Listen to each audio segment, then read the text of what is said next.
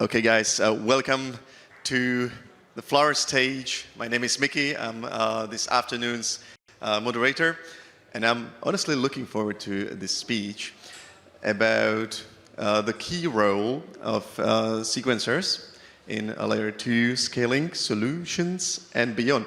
Well, honestly, as you see, I don't know much about the topic yet, and that's why I'm here. So I'm really looking forward to the talk. So please welcome Victor Munoz.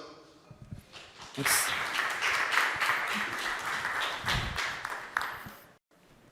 Thank you. All right.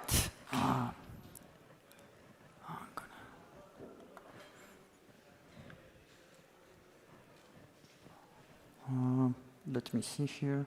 Is this thing working? There you go. All right.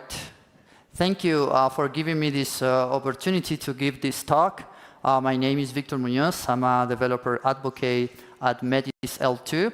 And really my goal and my purpose with this talk is to invite you to think and reflect on a topic that really is going to affect us all and is getting increasingly more complex, and it's getting also increasingly more important because of reasons that we will see on this talk.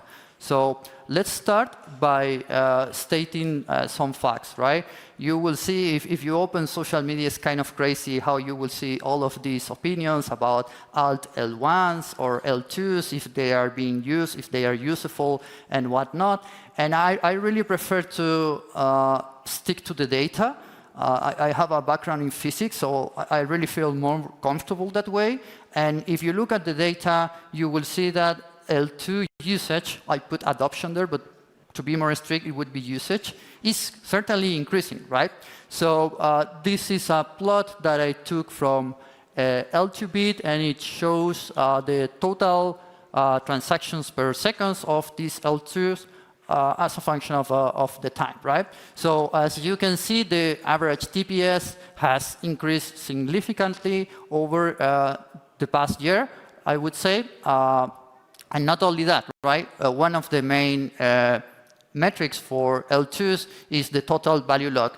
And if you look at the data for that, you will find that the increase is about 125%, more or less, right?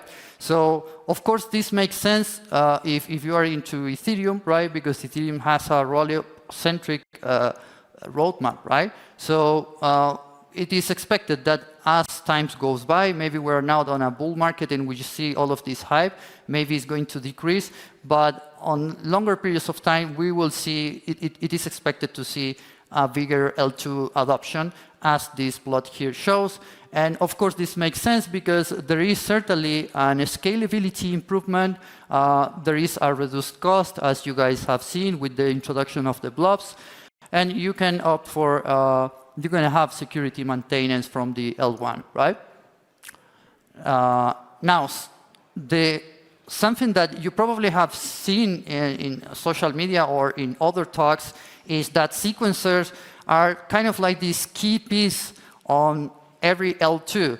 And the reason for this is because they have the job of performing transaction ordering. So when you send a transaction on an L2, really what you are doing is sending it to this piece called sequencer that has the power of include your transactions, rejected, I mean not include that, and ordering in whatever order it wants, right? And it also takes care of the batch processing.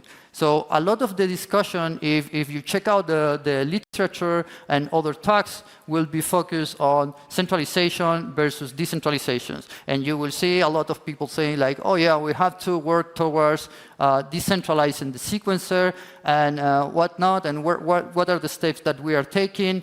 But really what I want to convey on these talks are other implications that maybe we are not thinking too much at the moment, but they will have an impact, which are related to MEV.